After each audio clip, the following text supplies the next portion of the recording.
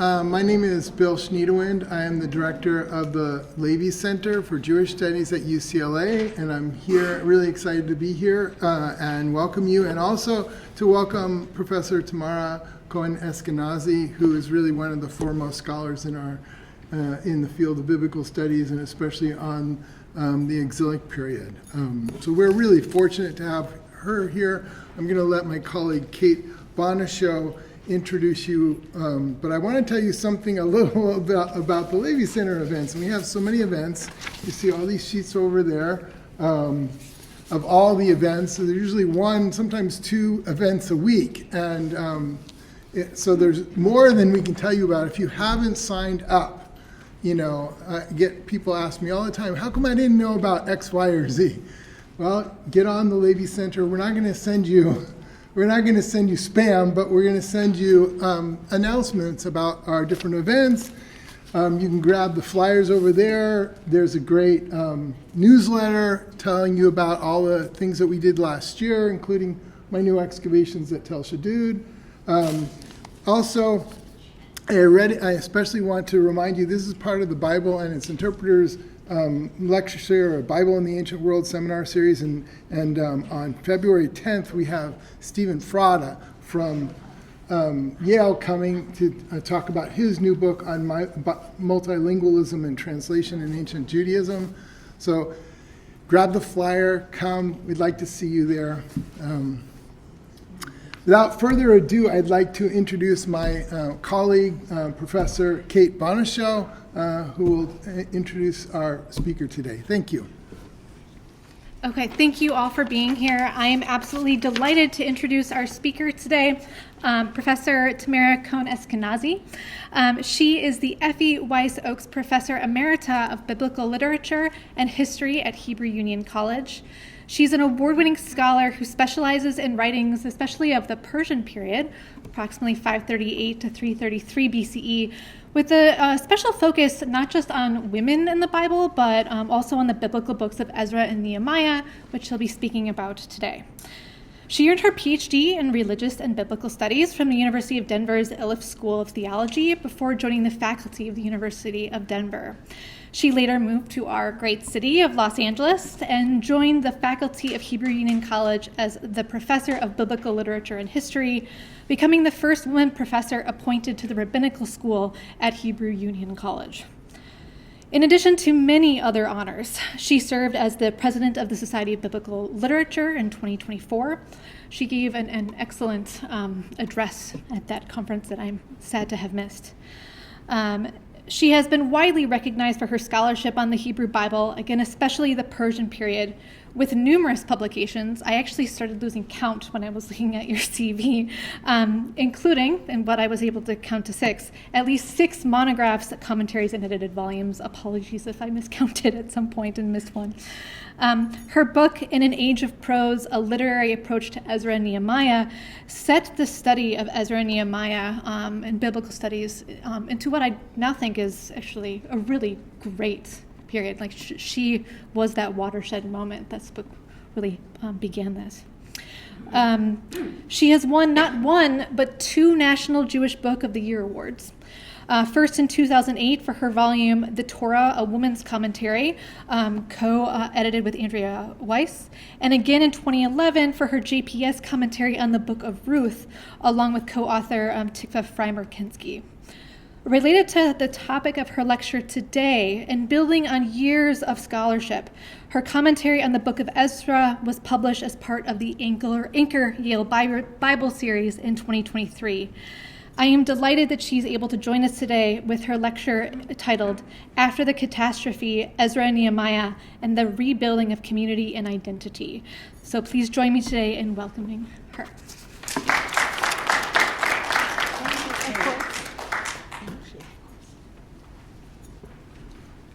Thank you, Kate, and thank you all for being here. Can you hear me okay? No? Is the mic on? Mic is on, but maybe it can't be too loud. Maybe raise up. Hello? Hello, hello? Shall I keep talking and see? It's Is this good? Is this better? As good as it's going to be. Yeah. As good as it's going to be. Okay. I don't need this. 587 BCE. The Babylonians destroyed Jerusalem, exiled, killed, and maimed countless people. The kingdom of Judah was no more. The population was decimated. The event marks the turning point of biblical narrative. It should have been the end, but it wasn't. When the Persians conquered Babylon, they allowed exiles to go home. This is this famous Cyrus cylinder, which, among other things, mentions that Cyrus allowed peoples to go back home. It doesn't mention Judah. People returned, and they not only returned, but they rebuilt and created a foundation for a culture that was able to survive for thousands of years since. The book of Ezra-Nehemiah is the only book, not only in the Bible, but anywhere, the only book that tells us what happened. Now, I call it a book, even though some of you may know it as two books, Ezra and Nehemiah, because we know that for the first 800 years it was a single book until it was divided by Christians, and many Bibles continue to produce it as two books. But the meaning of the book can only be caught fully when you understand that it is a unified book. So what we're going to do is go through the book briefly. Now, I can tell you about the book, but I want to show you. So we are going to walk together through many, many texts, and I hope you can, it's okay with you. But just a warning. Now, when I talk about the story, I'm not talking about the history. I'm talking about how Ezra-Nehemiah presents this period. And it is that presentation, in fact, that has been influential, whatever the history was. Ezra-Nehemiah does not merely depict a restoration. It depicts a reconstruction. It shows how the Judeans, while under the control of a foreign power, were able to create a different kind of society, one that could survive and thrive for millennia.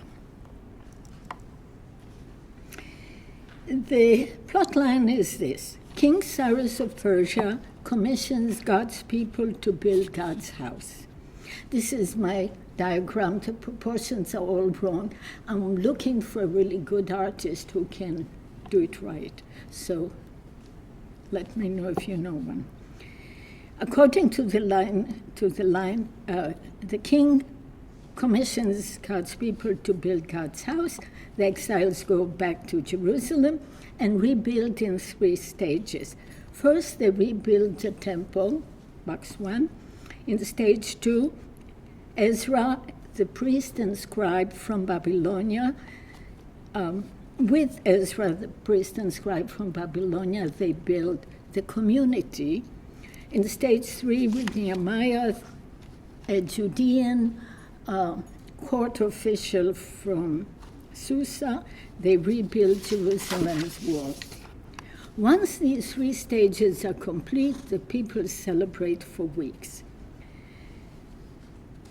So you can already see why this story about exiles who are coming back and succeed in restoring their homeland and a meaningful life is meaningful to many people who experience loss and displacement, who are subjugated by a foreign power, or who lost their home and homeland.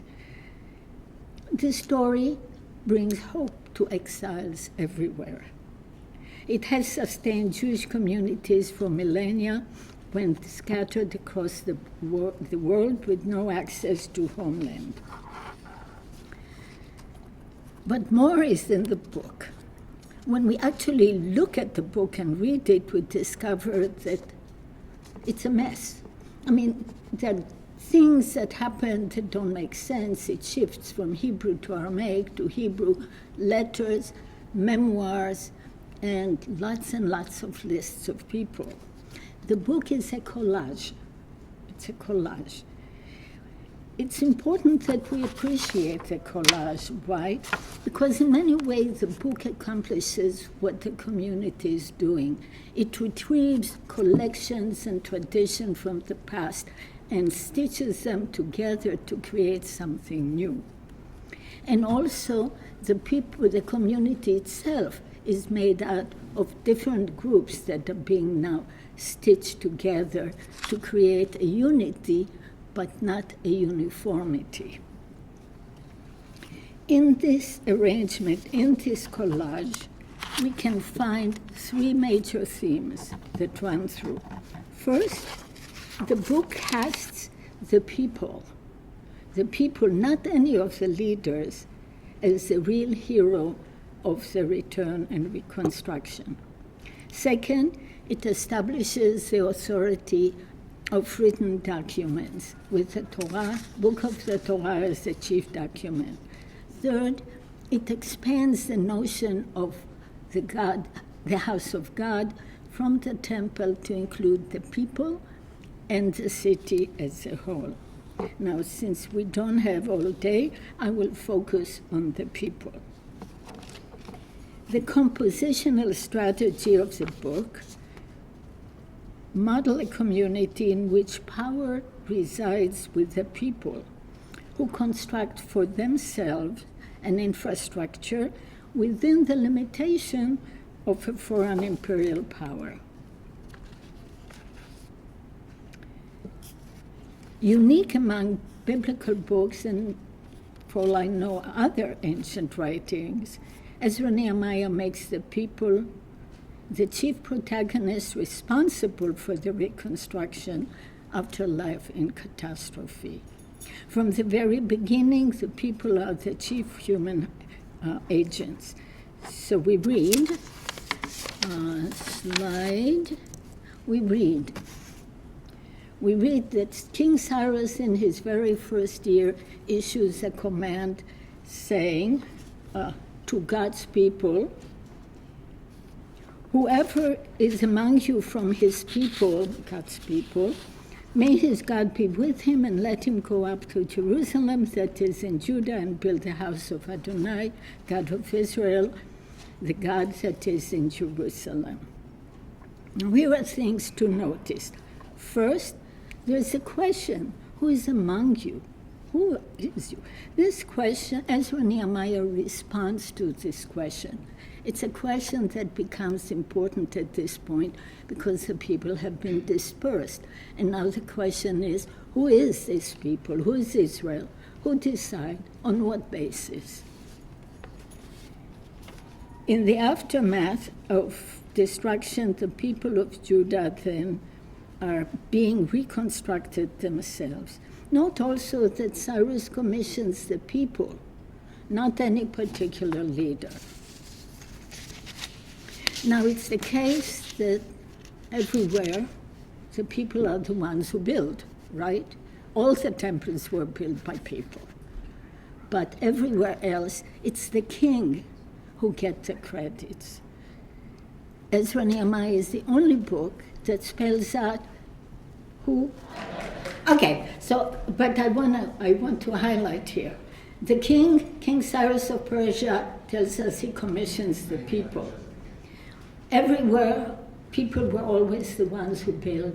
Only in Ezra-Nehemiah, we have it spelled out time and time again who actually built, and it is the people who get the credit. So when we talk about the first temple, it's a temple of Solomon. But now we have, if you will, the people's temple. So what happens next? The people rise up and go. First the heads of the clans, and then with them the priests, the Levites, and everyone whose spirit was roused by God.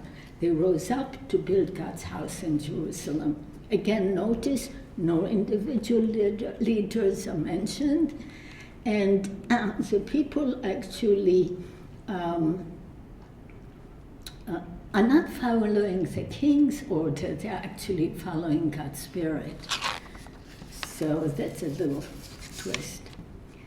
The next major unit is a very, very long list of builders. I laugh because it took a year to go through it. It's the list of the repatriated exiles and others who actually built the community. And Ezra-Nehemiah records 42,360 people in that list and gives us hundreds of names, not 42. Now, this is a small number. This, as far as we know, is the total community that's going to live in this province. And historians and archaeologists tell us that, in fact, only half of that number were alive at any one time. So this may be sort of a registry for a whole generation or two. It's smaller than the number of students at UCLA by a few thousand. So we're looking at a very small community, and that is going to be important. It is living in a huge Persian empire, multicultural, multi-language, multi-ethnicity, and multi-religion. It's so small we couldn't fit it into the map. But you can see why they might feel vulnerable. In Ezra-Nehemiah, the people are never an abstraction. 1/3 of the book lists names, time and time again.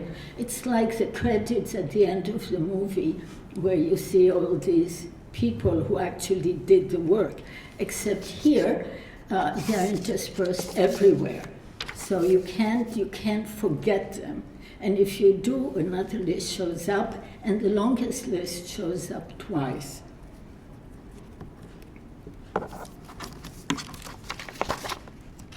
So back to the structure, where the blue arrows are, that's the same list listed twice. It's a very long list, 70 plus verses, and it holds the three movements together like a vise of working or a frame, so that as you read the story, you get those three movements, but when you come to the end, it reminds you, here are the people who did this.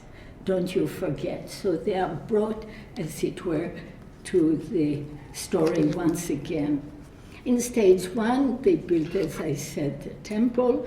It's the people who initiate the building, who hire, who appoint supervisors, who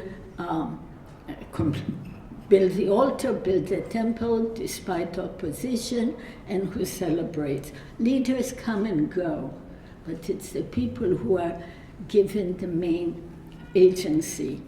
In stage two, they approach Ezra to deal with intermarriage, and I will come back to it because after I go over the story, I want to deal with two controversies that are of contemporary interest. So we'll skip Ezra for now. In stage three, they are secondary. Nehemiah is the hero, but their names as builders of the wall are recorded with care. In fact, Nehemiah keeps saying, I built the wall, but the book keeps saying, well, there was this one and this one and this one. It kind of undercuts its grandiose image of himself. And then, as I said, the list repeats to remind you who did that. Once the building is complete, the people initiate and lead every action that follow. And that section should have been much, much bigger than it is, because that's really a very significant part of the book.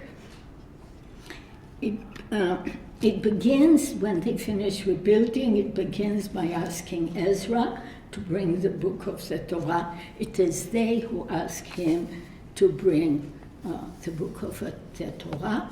they also write and sign a communal pledge to uphold the Torah, to commit to one another, and of course to commit to God.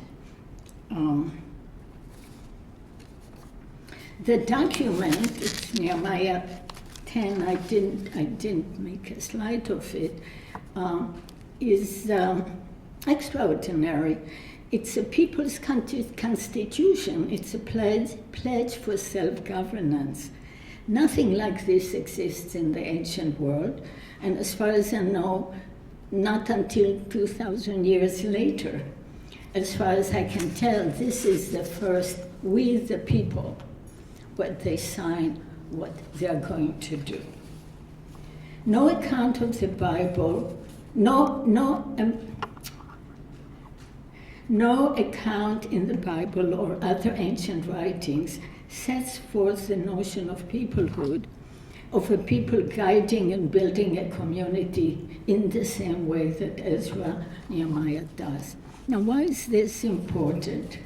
It's important because it shows how a community can take charge of its destiny, even while under a foreign occupation.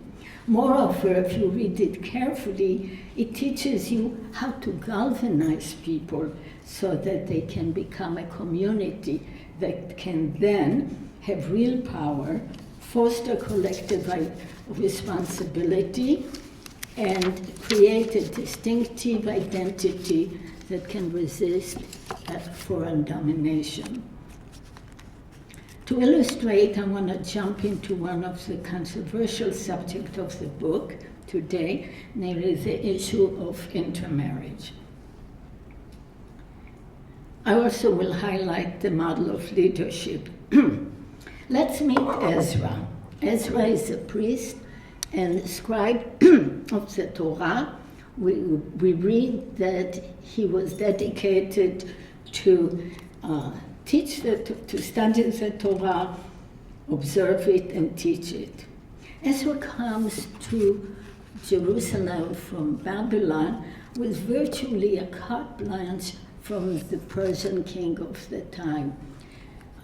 He's given a long letter that the book reproduces, in which he's given full authority to teach the law of his people and to punish anyone who disobeys with all kinds of gruesome ways.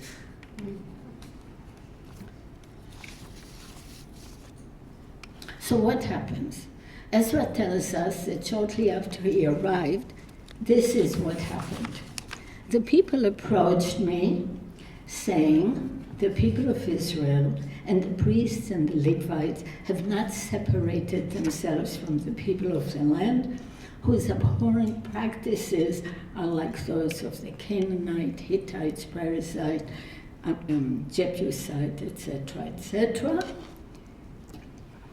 They have taken their daughters as wives for themselves and for their sons, so that the consecrated seed has become intermingled with the people of the land, and the chiefs and prefects have taken lead in this trespass. So what's the issue? The issue is people who are supposed to dedicate themselves to God are now marrying women who are not dedicated to Israel's God and who worship like the foreign nations did, who lived long before. Now the Torah is very clear as to what you are supposed to do to people such as this. So here is, consider what Deuteronomy says.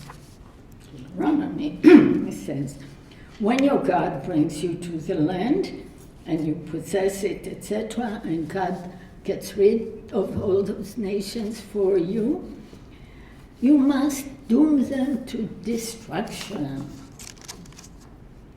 Grant them no terms, give them no quarter, do not intermarry with them, do not give your daughters, etc. It's very, very clear. No contact, kill them, destroy their places,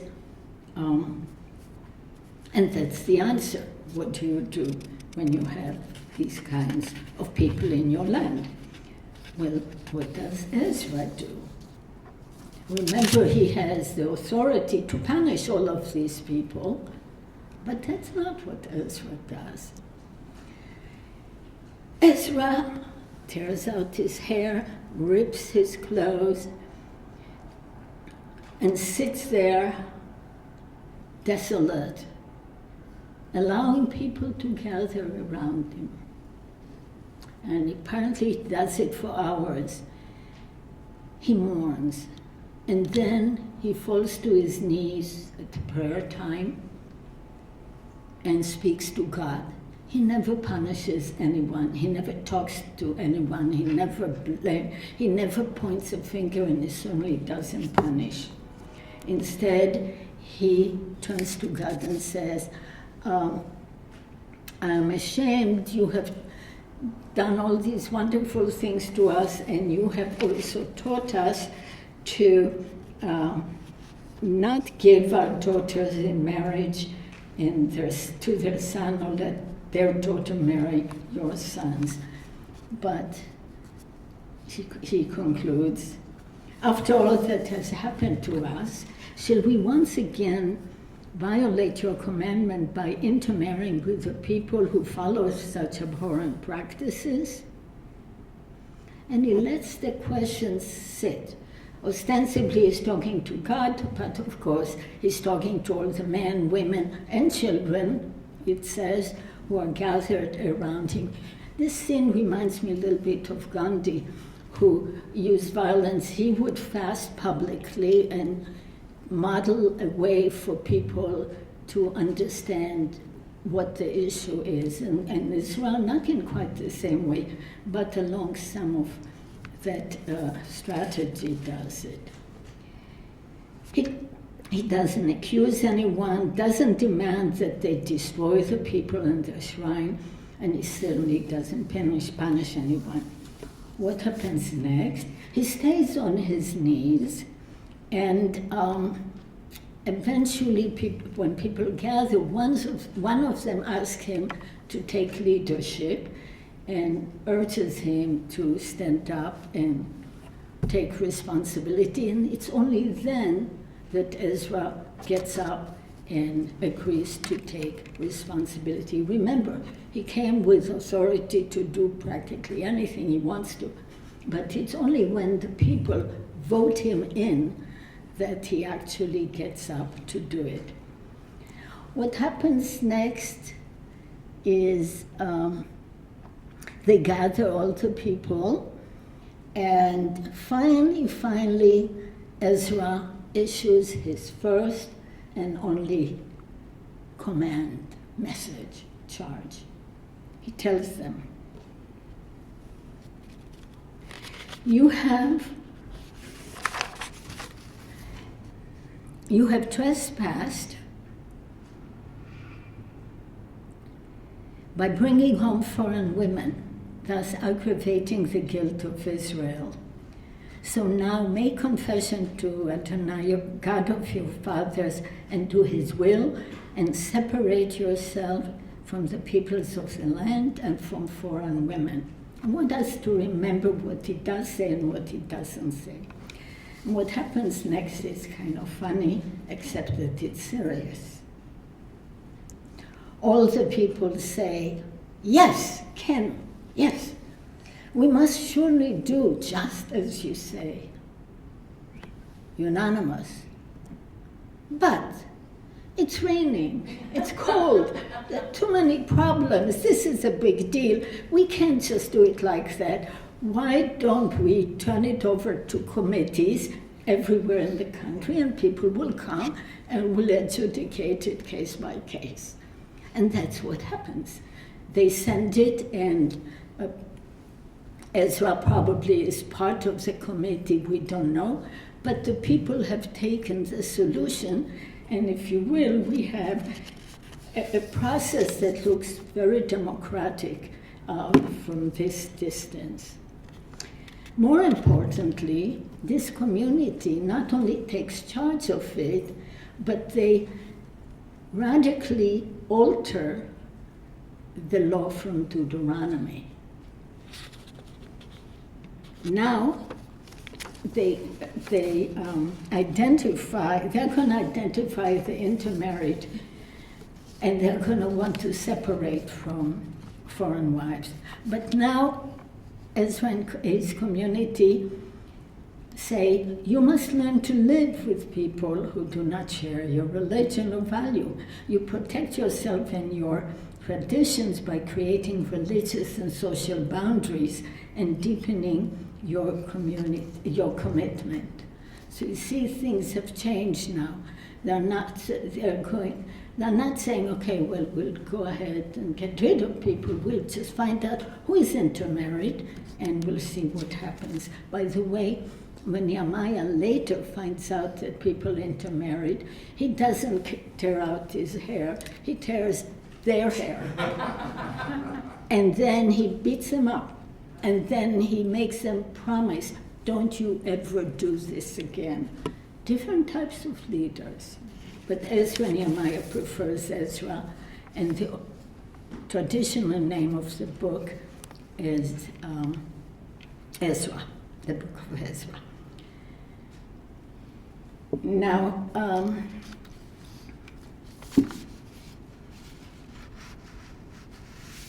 okay. Opposition to intermarriage in many circles today is very unpopular, and I share that, I understand that. It remains, however, the number one factor that threatens small groups' survival in a multicultural setting. So, as one scholar puts it, Ezra-Nehemiah reform may sound ethnocentric to contemporary ears, but to criticize them is to criticize Ezra and Nehemiah for having the temerity to preserve Israelite ethnicity, for not allowing them to lie down quietly and die. In other words, this is a survival strategy for a small community living under those circumstances. But I want to bring in another reason why intermarriage becomes an issue at this point.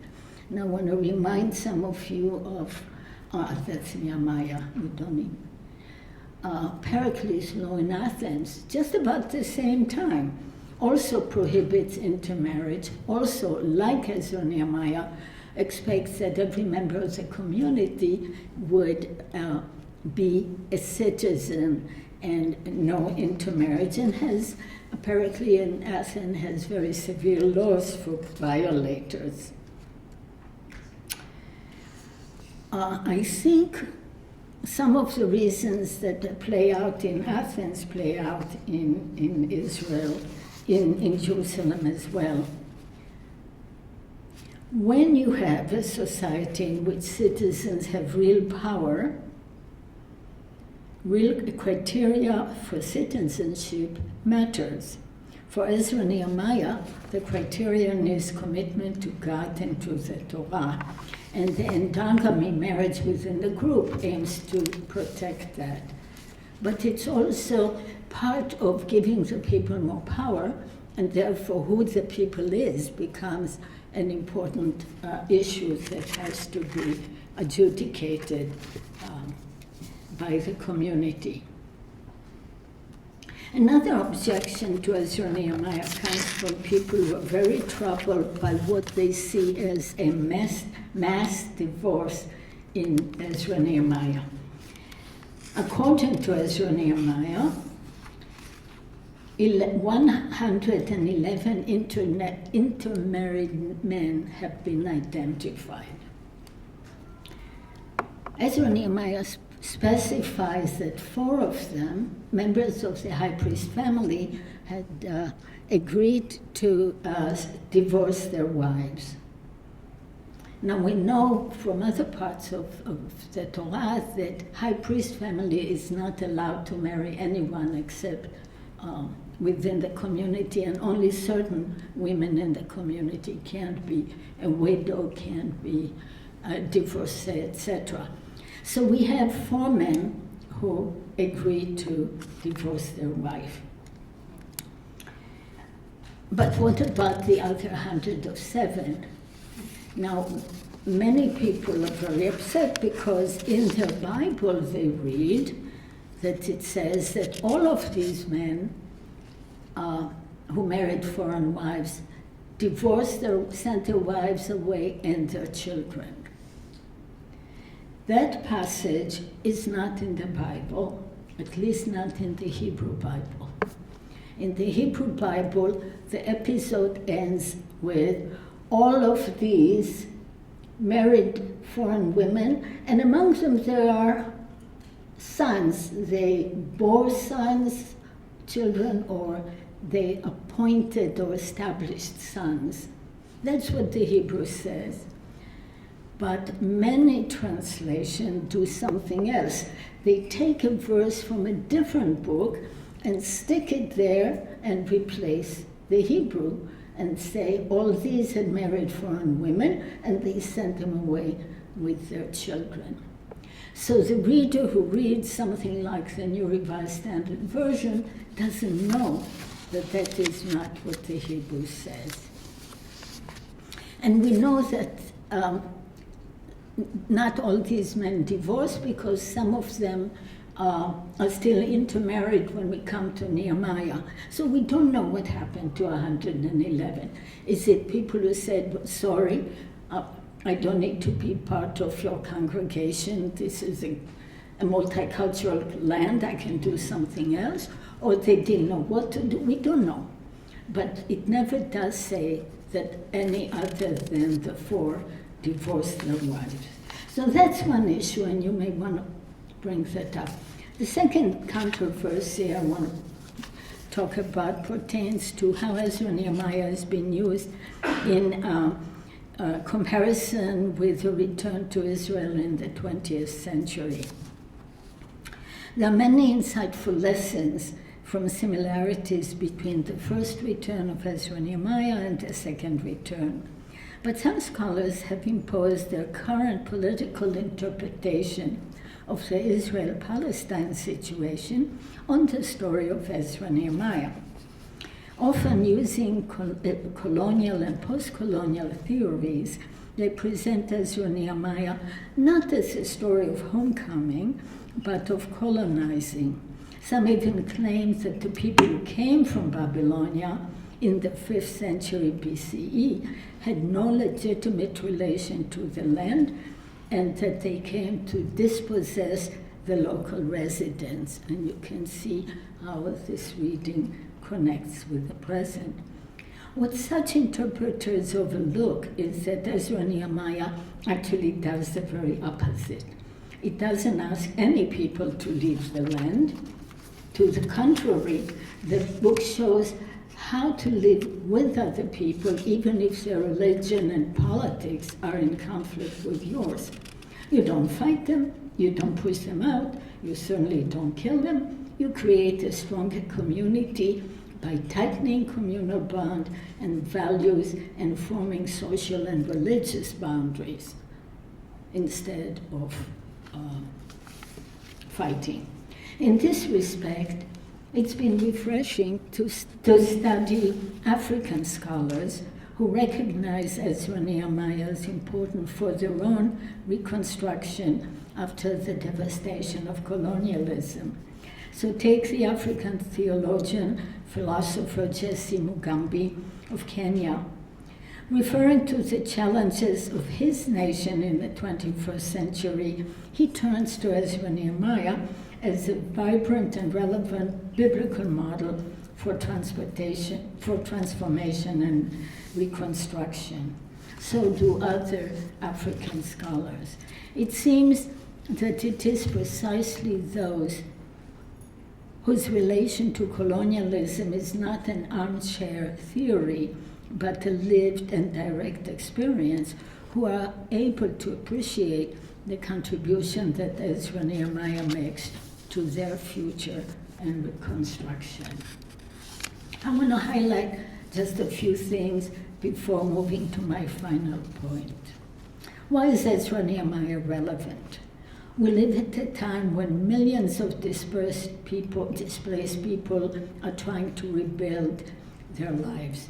Some may want to go back home, others may hope to establish communities elsewhere. Ezra-Nehemiah shows how one small group found a process by which to rebuild community and develop structures that allowed it to continue and to sustain it in adverse conditions for 2,500 years. Ezra-Nehemiah is a story of a society that reinvents itself in response to catastrophe and charts a new path for reconstruction. That society not only survived catastrophe, but in response also created the most influential book in history, the Bible. So I want to turn briefly to the Bible. Scholars, as you probably know, concur that the Torah, the first 5 books of the Bible, received their decisive shape at some time around this period, or maybe later, in the Persian period. Spinoza in the 17th century credited Ezra with its formation. But the scholarly discussions are inconclusive. Regardless, I want to end today with a scene that illustrates another significant moment of transformation. So we're going to go back in time to Nehemiah 8. The people, no, that comes later. The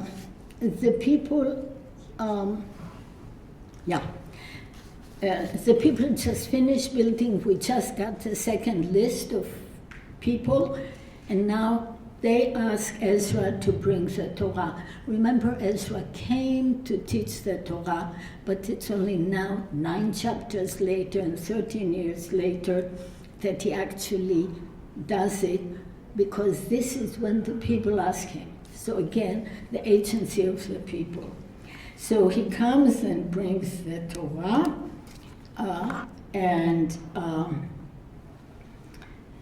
he brings the Torah, and the crowd includes men and women and anyone who can understand. I like to make sure everybody knows women are included, again twice. And then he stands on a platform, and Ezra, remember, Ezra was invited, but Ezra never comes alone. Ezra is a leader who disseminates power and brings others into the mix. So there are all of these people who come there with him, and they'll be part of what follows. But it is what follows that I want to highlight.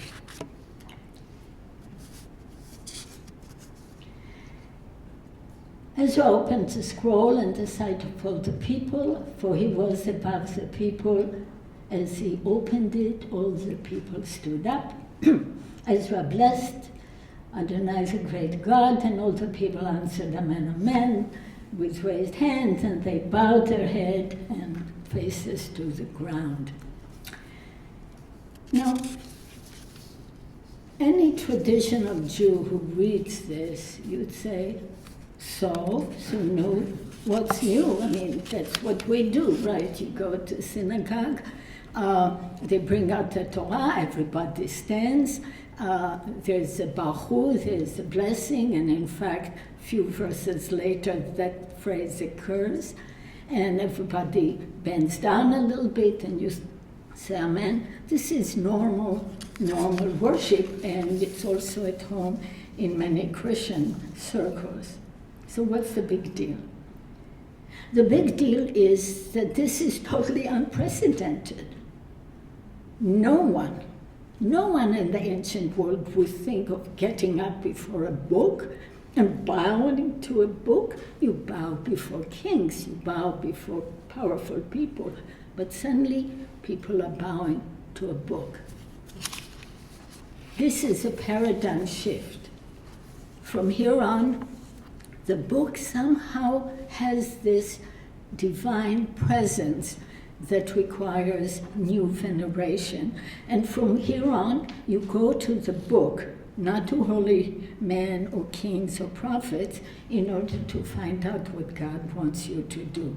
This is a second Sinai, but a portable Sinai, if you will. Now everyone can now have access to what God has to say. The Torah becomes both a portable Sinai and a World Wide Web that kept Jews united across the globe for centuries. I want you to realize that what we take as normal worship in many traditions has this moment when the people of the book become the people of the book and take the book with them into the streets, if you will. I want to end with a poem that catches the ethos of what I think the book does. Let's see if I can get it on the screen. Yes. Adrian Rich, for memory. Freedom. It isn't once to walk under the Milky Way, feeling the rivers of light and fields of dark. Freedom is daily prose-bound, routine, remembering, putting together inch by inch the starry worlds from all the lost collections. Ezra-Nehemiah is a prosaic book without the elegance of the prophets or the Psalms. It is prose-bound. The author stitched together inch by inch the lost collections and gave us a book that has empowered the people to build their world. It can continue to do this today. Thank you.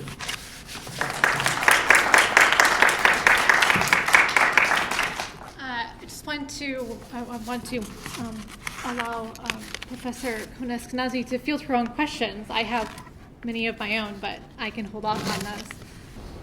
Yeah. So thank you for a wonderful lecture. And it's a fascinating period and opens up lots of questions. One that struck me, and I'm just ignorant enough to not know whether or not somebody has done much with this, but when you were talking about Nehemiah 10 and the declaration of the people, it strikes me that there are a number of Greek city inscriptions that also sound very similar, with sort of covenant creating, reconvening, pledging allegiance, that sound similar. Has that been something that has been dealt with? I have not seen it, and as I was writing it, I was wondering about it. I know some, like the Delos inscription, but and they do use collective, but I wonder if you end up, and there's some classicists here, please. There's definitely, certainly in Magna in this period, there's a lot of inscriptions of that kind, and they're obviously dealing with a lot of the same issues where they're living amongst people who have very different traditions, and then that, as you say with Pericles, you have to define citizenship and in response to the other in a similar way. So there definitely is, there are similar issues that are being responded to. Yeah. Thank you. I need to do more work on that. It is definitely a we the people, and it makes sense that it will happen there. But I think what we have from the Greek collections are stone documents, and they're quite limited in scope and size and stipulation. This is a very long piece, and with a lot of names. It's something to follow up. Thank you for bringing it up, and thank you for your addition. Yeah. Thank you very much. This is a really fascinating talk, and I love your conception of the importance of prose here. I was wondering whether, in relation. No. Okay. So one time it's okay to yell. Thank you. I was wondering if you considered considered this and this idea of sort of spreading narratives around and dissemination of through written text in relation to the Achaemenid Empire and the way that they're disseminating texts. I mean, for example, the copy of Bisiton in Aramaic, and then Bisiton as an inscription is very specific about spreading its message throughout the empire, not just in terms of written text, but in terms of oral report, and in terms of, we have copies in Babylon, in Akkadian as well. And I wondered whether you thought that or whether you considered sort of the people using technologies of dissemination that the Achaemenid Empire is using, and sort of using them for their own self-creation within this broader informational system. Thank you. Yes, that is precisely what they're doing, and I didn't highlight it when King Cyrus issues the proclamation. It says in voice and also in writing. The technology of writing is coming in, and everything is done in writing. What Ezra-Nehemiah does is take that technology and uses it to make a particular text. And the textualization, and you've written about textualization. It's not only textualization, it's not only the text is made, but now the text, the written document, is the source of authority. Not an oral, but the text. So it's working with the current, but it particularizes it in a distinctive way.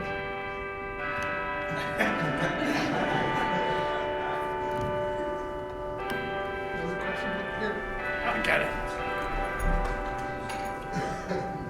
Thank you so much for your talk. I have a question that is along these same lines, because the construction of the Torah during this post-exilic period and the construction of these two books, Nehemiah and Ezra, one book, sorry. And it makes me think of the Book of the 12 as perhaps being constructed during this time frame.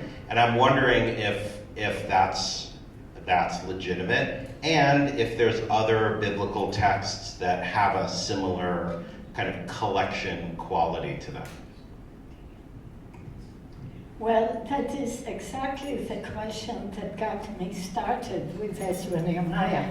My original dissertation topic was the Book of the 12. And then I realized that, well, it is the post-exilic community, person period, that put together the Book of the 12. To understand the Book of the 12, I needed to understand the communities that put it together. That's how 40 years ago, I got stuck with Ezra-Nehemiah. And yes, I think, and I think some of these unity through multiplicity is very much a feature of the rest of the biblical canon that is being shaped at this time. So things are stitched together, the 12 prophets, part of Isaiah, and then post-exilic, and so on, yes. And I think Ezra-Nehemiah gives us a picture of some of the values and processes and ideologies that stand behind much of the rest of the Bible. So it doesn't surprise me that now, when I started working, nobody was interested in Ezra-Nehemiah. Now everybody is, and the volumes of books that grow every week is horrendous. But it's a realization that we need to understand this period, and this is a major view into the period, not the history, but the ideology of the period. Yeah. If I may. Sorry, that's changed very terribly.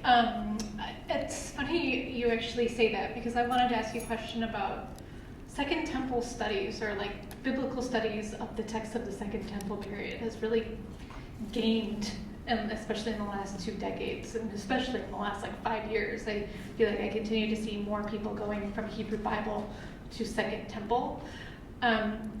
What do you think this does to biblical, like for biblical studies? Like what kind, in terms of like methodologies, do you think of it as, especially in terms of the context and understanding what it means for a text to be biblical or the communities behind them? Like I'm both excited by it, but I'm also worried that we might be focusing too much on parts of the Second Temple period and not others, if that makes sense. Yeah, I think the shift, by the way, I'm not sure I want to call it Second Temple period, only because I'm not sure the temple was so central. I agree completely. We need another nomenclature for that. But it is, so I talk about the Achaemenid period, the Persian period, but then all the way down to Christian, the birth of Christianity. I think it's a united period in some way. And it's a huge problem because I think the cultures are different. I think there are very distinct features of the Persian period and different ones in the Hellenistic, which is why some of the shifts that have been made to move so much more of the Bible to the Hellenistic period doesn't stand right with me. I find it more or less at home in the Persian period. And one of the things that's typical of the Hellenistic period literature that we have is that the people are not the hero. It's the age of heroes. You have Judith, you have Maccabees, you have First Esdras, which is a retelling of the story of Ezra-Nehemiah, but with the great hero Zerubbabel leading the pack. So I think there are really perceptible differences between Persian and Greek. But yeah, it's very fluid and very challenging. So I'm hanging on to the Persian period just for sanity. I completely agree with you. I really don't like the term Second Temple period because even Greek and Roman are two very different periods. Yeah. So I completely agree. Thank you. I was just wondering, right now there's this whole populism thing going on in the world and authoritarianism. So there's something in the air. Was there something in the air then that was giving people more power over, leaders? It seems to be going on in both Judah and to a more obvious way in Greece, right? This is, so Antigone is first performed the year that Nehemiah comes to Jerusalem. Pericles' reform are 10 years or so apart from the reforms of Ezra. Something is happening as people are beginning to form different kinds of communities. But it's only from the Judah and from Greece that we have this tendency that highlights the people in such a clear way. I was just wondering what might have caused all of this. Just maybe, I don't know. Well, maybe somebody has any ideas. Yes. An answer? No, I don't have an answer. I have a question. Okay. It's a good question. We talk about the axial age, but that's earlier. That's in the century or two before, where you have Jeremiah and in China and different cultures across the world, the globe, are going through similar changes. But I don't know. Yes? So, I just want to roll over my questions. There is a gap between Ezra II and Nehemiah, who was the water bearer of Darius the Great, was the successor of Cyrus the Great, and then he released him as a governor, and then built the walls of Jerusalem. So what is that gap? How much is that gap? Because the second temple started under Cyrus the Great, probably 538 BCE. Right? And then Darius took it, I think, and I don't know the gap, but I know that the second temple was completed in 515 BC. Right. So the temple began 538, Yes. completed 515, Nehemiah comes, Ezra comes 458. So the temple is already standing there, according to the Bible as we have it. Ezra comes 458, Nehemiah comes 444. So the temple has already been there. Oh, But the temple is no longer confined. By the time Nehemiah finishes the wall, the city begins to have a new sanctity, so that in chapter 11 it's called the consecrated city. And for the book that we're looking at, the house of God is more than the temple. Cyrus commissions the building of the house of God according to the text. But the community in the book enlarged the notion to make the people in the city be house of God. my other question was, did Nehemiah rewrite the Torah? I mean, some parts of the Torah or some rituals or something. That is what I understand. Yeah, no, it's in the section today called Nehemiah 8, that we have the public reading of the Torah, the first public reading of the Torah. And the people say amen, etc. Nehemiah is in that scene. Scholars can see that that story really came earlier, that it came at the time of Ezra. This is where, if I had a good visual thing, you would see there's the Ezra story. Somebody separates it, puts Ezra part 1 here, Ezra part 2 here. There's a Nehemiah story. Somebody separates it, put Nehemiah part 1 here, part 2 here, part 3 here. They mix and match. It's really a collage, and would be wonderful. I've seen videos. Bill Schneiderwind had these wonderful videos when things kind of move and coalesce before your eyes. I'd love to see that. I think it will show how it's putting together. But that is what they're doing. They're taking things and they're trying to give it a particular view. And that particular view moves the focus from the great leaders. The great leaders come and then they disappear. After this reading of the Torah that we looked at, Nehemiah has only one more role, and then he disappears. And the role is really interesting, and I had to take the slide out. And we learned that on the second day after this reading, the people come to Ezra to learn the Torah. And then it says, and they found in it that the people should proclaim the feast of Sukkot. It's really interesting. It doesn't say he told them. It says they found in it. Now the people are finding in it.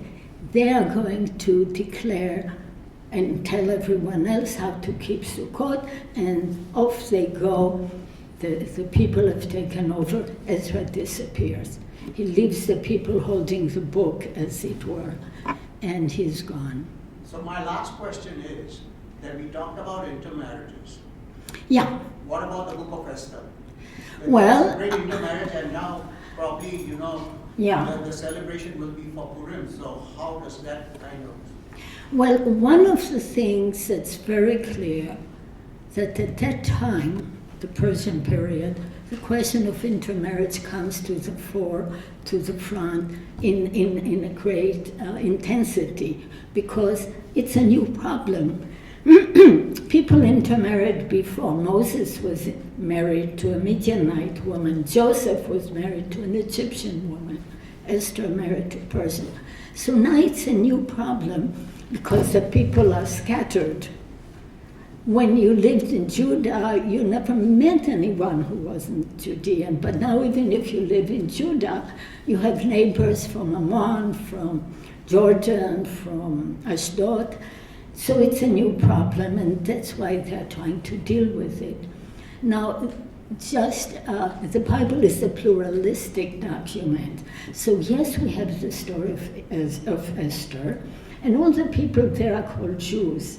Even Mordechai, who actually comes from the line of Saul, and Benjamin, who's not a Judean. So the term Jew or Judean or Yehudim is being figured out.